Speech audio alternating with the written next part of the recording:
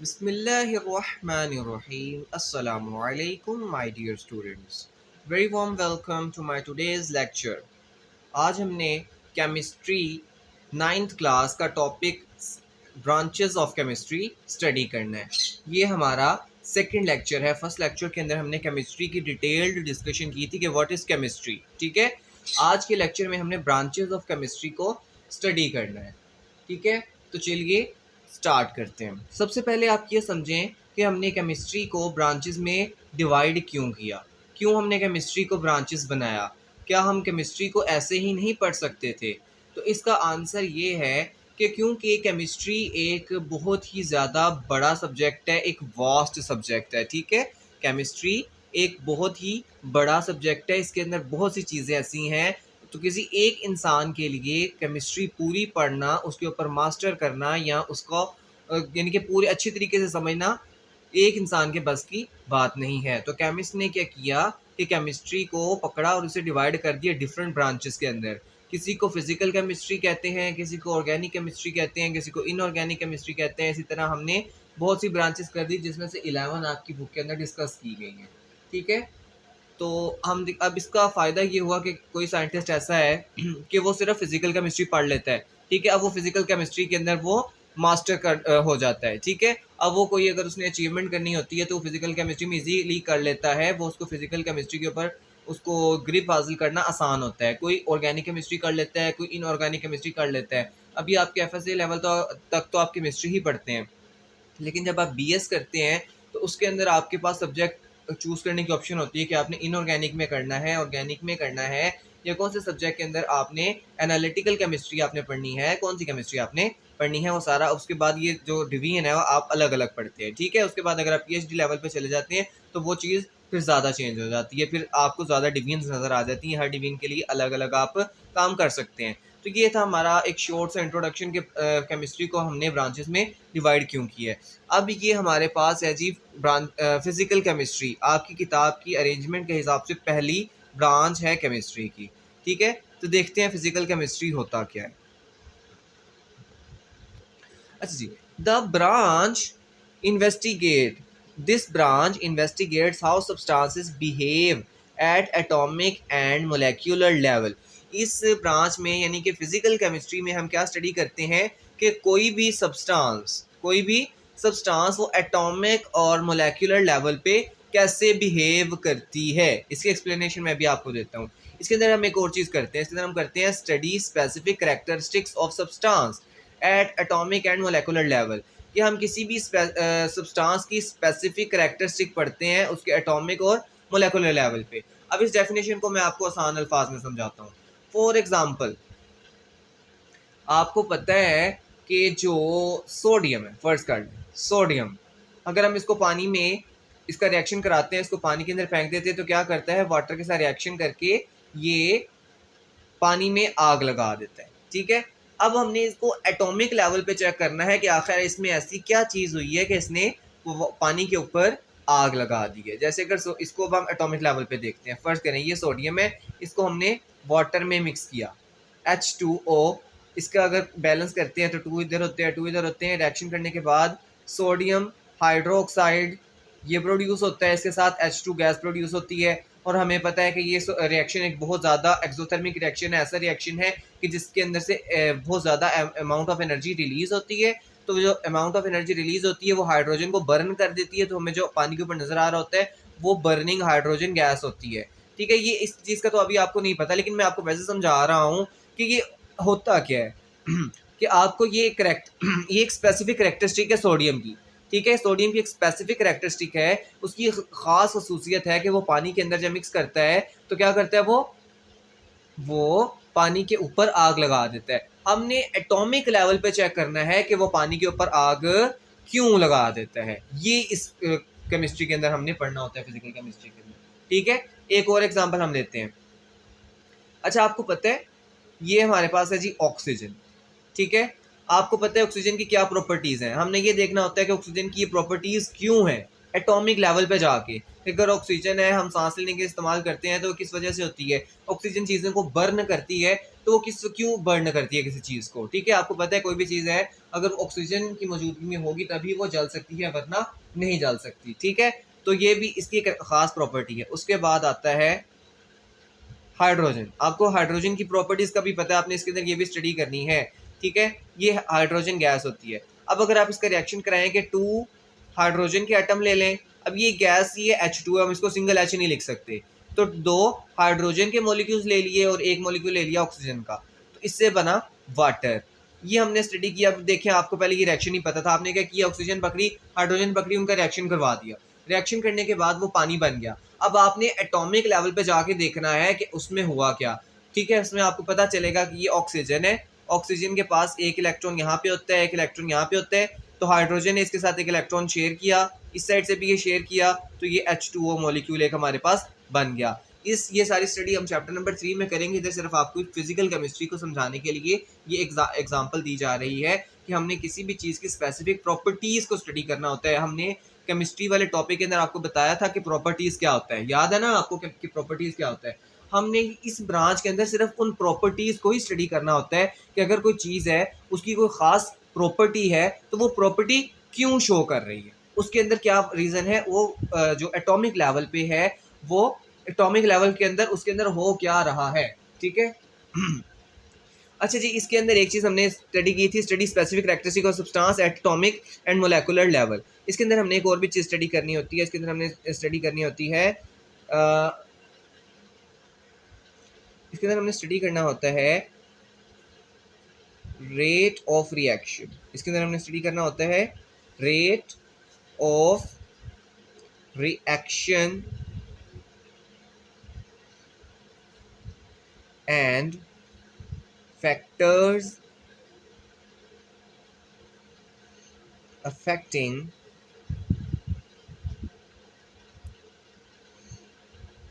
rate of reaction। क्या मतलब हुआ इसका? सबसे पहले आप समझें कि रेट ऑफ रिएक्शन क्या होता है। रेट ऑफ रिएक्शन का मतलब होता है किसी रिएक्शन की स्पीड, किसी रिएक्शन की स्पीड। फॉर एग्जांपल, अगर हमने ये रिएक्शन परफॉर्म किया है, किसके अंदर हमने सोडियम और हाइड्रोजन यानी कि वाटर के साथ इसका रिएक्शन किया है, तो ये हमारे पास सोडियम हाइड्रोक्साइड और हाइड्रोजन गैस प्रोड्यूस हुई है, ठीक है। ये एक केमिकल रिएक्शन है, इसको हम क्या कहते हैं, केमिकल रिएक्शन। के दो सब्सटेंसेस एक दूसरे से रिएक्ट करके कोई दूसरी की कोई सब्सटेंस बना दी है इन्होंने, ठीक है। तो इसको क्या बोलते हैं, केमिकल रिएक्शन। अब रेट ऑफ रिएक्शन का मतलब होता है कि ये केमिकल रिएक्शन कितनी स्पीड से हो रहा है, ठीक है।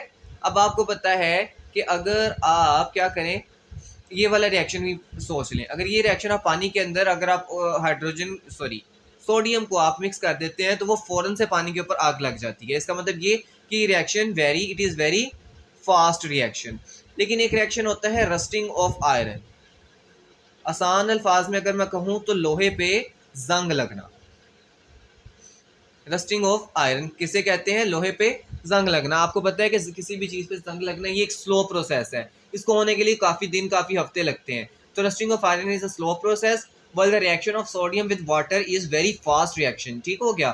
तो हमने इसके अंदर यही स्टडी करना होता है कि इसका रेट ऑफ रिएक्शन कि ये फास्ट है और ये स्लो है, ये किस वजह से फास्ट है, ये किस वजह से स्लो है। उसके बाद factor affecting the rate of reaction, कि वो कौन सी चीज़ें हैं कि जो इस रिएक्शन को अफेक्ट कर सकती हैं, कम या ज़्यादा कर सकती हैं। फॉर एग्जांपल, इसी रिएक्शन को मैं यहाँ पे लिख रहा हूँ, ये सोडियम है, आप इसका रिएक्शन अगर करवाते हैं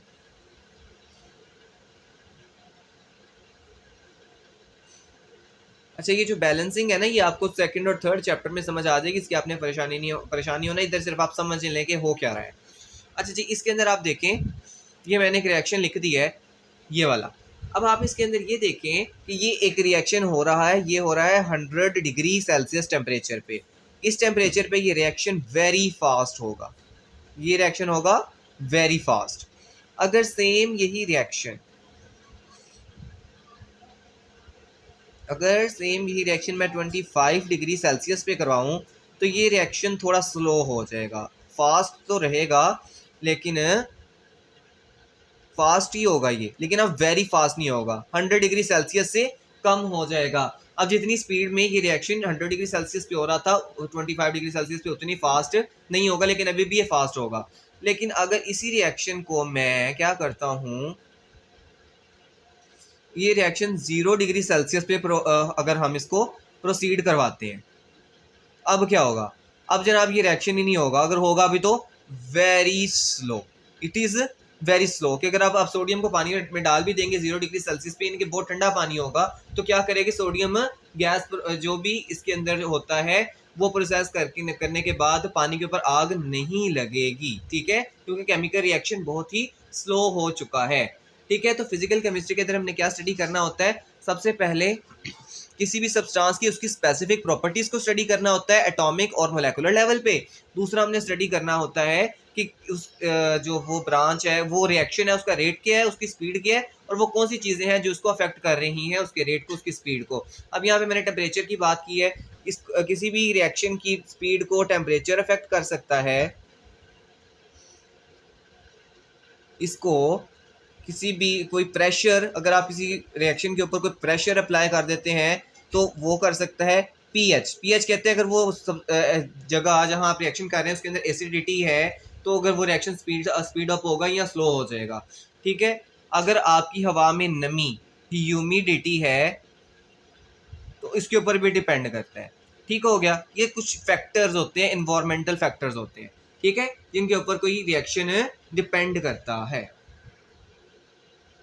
अच्छा जी, नेक्स्ट हमारे पास है जी ऑर्गेनिक केमिस्ट्री। इसके अंदर हम स्टडी करते हैं the branch of chemistry. The branch of chemistry which deals with the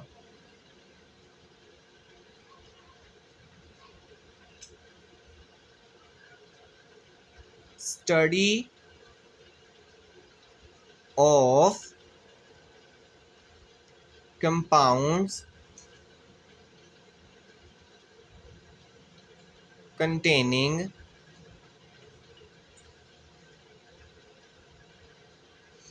hydrogen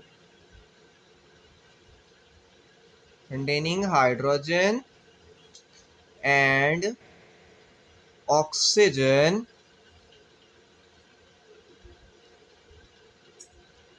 at a time।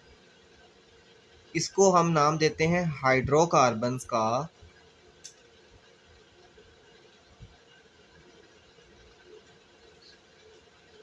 and their derivatives।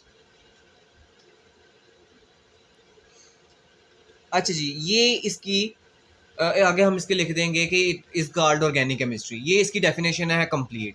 The branch of chemistry that deals with the या which deals with the study of compounds containing hydrogen and oxygen at a time, यानी कि hydrocarbons and their derivatives. इसके अंदर हमने बात क्या की है कि हमने ये एक ऐसी ब्रांच है, ये केमिस्ट्री की ब्रांच है जो डील्स, यानी कि जिसके अंदर हमने क्या करना होता है, स्टडी करनी होती है ऑफ कंपाउंड्स, किसी कंपाउंड्स की जिसके अंदर सिर्फ और सिर्फ हाइड्रोजन और ऑक्सीजन पाए जाते हैं, और ये दोनों एट अ टाइम पाए जाएं। तो ऐसे कंपाउंड जिनके अंदर हाइड्रोजन और ऑक्सीजन एट अ टाइम पाए जाएं, उन कंपाउंड्स को कहते हैं हाइड्रोकार्बन्स। तो ठीक है, इधर आपको अगर मैं सिर्फ यहाँ पे लिख देता ना कि the branch of chemistry we deal with the study of hydrocarbon and their derivatives, इसकी आसान डेफिनेशन ये है, लेकिन आपको हाइड्रोकार्बन की समझ नहीं आनी थी, तो मैंने इसलिए ये वाली लाइन जो है ये ऐड कर दी, compound containing hydrogen and oxygen at a time. अगर आप इसकी जगह सिर्फ हाइड्रोकार्बन भी लिख देते हैं तो आपकी डेफिनेशन कंप्लीट है। अब आप देखें कि हाइड्रोकार्बन्स क्या होते हैं, यानी कि वो कंपाउंड, हाइड्रोकार्बन्स वो कंपाउंड होते हैं जिसके अंदर हम यहाँ भी कर लेते हैं कि हाइड्रोजन और कार्बन एट अ टाइम पाए जाते हैं। जैसे हम एग्जांपल लेते हैं, हम क्या करते हैं, हम एग्जांपल की तरफ चलते हैं। अच्छा, एक और टर्मिनोलॉजी है ये डेरिवेटिव्स की, इसको भी हम स्टडी करते हैं। पहले आप देखें हाइड्रोकार्बन क्या होता है। हमारे पास होता है जी बेंजीन, जिसका फार्मूला होता है C6H6, इसको बोलते हैं बेंजीन। अब ये देखिए ऐसा कंपाउंड है इसके अंदर सिर्फ और सिर्फ कार्बन और हाइड्रोजन ही पाए जा रहे हैं। Methane gas CH4। अब ये गैस देखें, ये जो आपके रसोई गैस आती है ना, उसके अंदर ये 75% पोर्शन इस गैस का होता है CH4। इसके अंदर भी सिर्फ C और H पाया जा रहा है, H की क्वांटिटी ज़्यादा है, वो डिपेंड नहीं करती। इसी तरह हमारे पास C4H10, ये सारे के सारे कंपाउंड ऐसे हैं जिसके अंदर सिर्फ और सिर्फ हाइड्रोजन और कार्बन ही पाए जा रहे हैं। इन कंपाउंड्स को हम कहते हैं हाइड्रोकार्बन्स। कैसे कंपाउंड जिनके अंदर सिर्फ और सिर्फ क्या पाया जा रहा है, कार्बन और हाइड्रोजन। इस तरह के कंपाउंड्स को हम कहते हैं हाइड्रोकार्बन्स। ठीक है, तो ऐसे कंपाउंड केमिस्ट्री में जिसके अंदर सिर्फ और सिर्फ कार्बन और हाइड्रोजन पाए जाएं वो कंपाउंड क्या कहलाते हैं, हाइड्रोकार्बन। और ऑर्गेनिक केमिस्ट्री में हम इन हाइड्रोकार्बन को स्टडी करते हैं। दूसरा हमारा काम था डेरिवेटिव। डेरिवेटिव निकला है डिराइव से। डिराइव का भी मतलब यही होता है निकलना, यानी कि वो वाले कंपाउंड जो कि हाइड्रोकार्बन से ही निकले हैं, इसके अंदर थोड़ी बहुत एडिशन, कमी या ज्यादा, बल्कि ज्यादती होती है, कमी नहीं होती। ठीक है, क्या होता है, फर्ज करें हमारे पास अगर एक कंपाउंड है C6H12O6। अब इसके अंदर देखें हाइड्रोजन और कार्बन एट अ टाइम पाए जा रहे हैं, साथ इसके ऑक्सीजन एक चीज नई ऐड होगी, ये ग्लूकोज का फार्मूला है। तो हम इसको भी ऑर्गेनिक केमिस्ट्री में स्टडी करते हैं। ठीक है, अब इसको हम देंगे नाम डेरिवेटिव का, क्योंकि ये है तो हाइड्रोकार्बन, के अंदर हाइड्रोजन और कार्बन दोनों पाए जा रहे हैं, लेकिन एक दूसरी चीज भी पाई जा रही है। इस तरह के कंपाउंड को हम क्या कहते हैं, डेरिवेटिव्स। क्या कहते हैं, डेरिवेटिव्स। आप जो पेट्रोल इस्तेमाल करते हैं, जो डीजल होता है, उसके बाद जितने भी आपके जो एसीटोन है, क्लोरोफॉर्म है, ये सारी की सारी चीज़ें क्या होती हैं जी, ये सारी की सारी हाइड्रोकार्बन्स और उसके डेरिवेटिव्स जो होती हैं। ठीक है, तो अब आप ये सोचेंगे कि यार पूरे पीरियोडिक टेबल में 118 एलिमेंट्स हैं, जिसके अंदर इसके अंदर सिर्फ और सिर्फ हमने दो स्टडी करनी है, हाइड्रोजन और कार्बन। ठीक है, तो ये एक सवाल पैदा होता है जहन में कि भाई कि सिर्फ इन दो एलिमेंट्स को स्टडी करने के लिए हमने एक अलग से ब्रांच क्यों बना दी है। तो इसकी रीज़न ये है कि इसके अंदर क्या होता है कि कार्बन और हाइड्रोजन से बनने वाले कंपाउंड बहुत ज़्यादा है। There are a very large number of compounds which are organic compound। अच्छा, वो कंपाउंड जो हाइड्रोकार्बन होते हैं उसके डेरिवेटिव्स को हम आसान अल्फाज में ऑर्गेनिक कंपाउंड्स कह देते हैं। यानी कि इस दुनिया में ऑर्गेनिक कंपाउंड बहुत ज़्यादा पाए जाते हैं, अबाउट 6 मिलियन कंपाउंड्स। या आपकी किताब में नहीं लिखा हुआ, आपको साइड इंफॉर्मेशन दे रहा हूँ, 6 मिलियन कंपाउंड्स आर ऑर्गेनिक। अच्छा जी, चूंकि ये कंपाउंड इतने ज़्यादा इस नेचर में पाए जाते हैं, 6 million is a very big number. किसी एक इंसान को आप कहते हैं कि 6 मिलियन के नाम ही याद रख लें, तो ये कोई आसान चीज़ नहीं है, क्योंकि सिर्फ इन दो एलिमेंट्स के मिलने से बहुत ज़्यादा डाइवर्सिटी पैदा होती है, बहुत ज़्यादा कंपाउंड्स, यानी कि 6 मिलियन से भी ज़्यादा कंपाउंड्स बन जाते हैं। तो इस वजह से हमने इसको स्टडी करने के लिए एक अलग ब्रांच बना दी कि वो सिर्फ ऑर्गेनिक केमिस्ट्री के अंदर ये स्टडी करेंगे। ठीक है, अब आपके पास जितने भी हम अल्कोहल्स हैं, जितने भी ईथर हैं, जितने भी ईस्टर हैं, उसके अलावा इसी तरह की बहुत सी और फैमिलीज हैं, वो सारी की सारी कौन सी हैं, ऑर्गेनिक कंपाउंड्स हैं। ठीक है, इसके अंदर हमारे पास पेट्रोल, डीजल और इस तरह की सारी चीज़ें क्या होती हैं जी, ये सारी की सारी ऑर्गेनिक होती हैं। अच्छा, मैं आपको एक चीज़ बता दूं कि कुछ कंपाउंड होते हैं जैसे कार्बोनेट्स, जिसका फार्मूला होता है CO3 2 नेगेटिव, यानी कि इसके साथ अगर H2CO3 हो जाएगा तो ये हाइड्रोजन कार्बोनेट हो जाएगा, सोडियम होगा तो सोडियम कार्बोनेट हो जाएगा। इसी तरह बाई कार्बोनेट्स, इसका फार्मूला होता है HCO3-1। ठीक हो गया। इसके अलावा हमारे पास कार्बन डाइऑक्साइड गैस है, और इसी तरह हमारे पास इस तरह के बहुत से कंपाउंड्स हैं। ये सारे के सारे ऑर्गेनिक कंपाउंड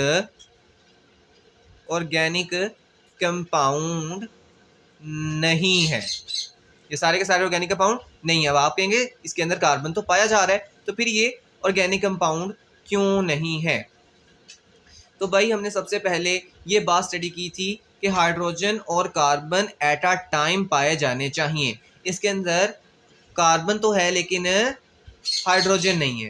कार्बन डाइऑक्साइड के अंदर भी हमारे पास कार्बन है, हाइड्रोजन नहीं है। इसका मतलब ये ऑर्गेनिक कंपाउंड नहीं है। हाँ, बाइकार्बोनेट में हाइड्रोजन और कार्बन दोनों होते हैं, लेकिन यहाँ पे हाइड्रोजन की क्वांटिटी एक तो बहुत कम होती है, और जिस तरह बिहेव करना होता है ना, अगर आप इसको डेप्थ में जाके इसको स्टडी करेंगे तो आपको इसका आइडिया हो जाएगा। लेकिन इधर मैं आपको वैसे थोड़ा सा लाइट सी इन्फॉर्मेशन दे देता हूँ कि ऑर्गेनिक कंपाउंड के अंदर कार्बन और हाइड्रोजन जिस तरीके से जुड़े होते हैं, यहाँ पे वो तरीका अप्लाई नहीं हो रहा होता, तो हम इसको भी ऑर्गेनिक कंपाउंड की कैटेगरी में नहीं रखते। ये कुछ खास क्लासेस थी जो ऑर्गेनिक कंपाउंड नहीं होती। याद रखिएगा, इसके सिर्फ बाइकार्बोनेट के अलावा सिर्फ आपको इतना याद रखना पड़ेगा कि इसके अंदर हाइड्रोजन कार्बन पाए जाते हैं और ये ऑर्गेनिक कंपाउंड नहीं होता।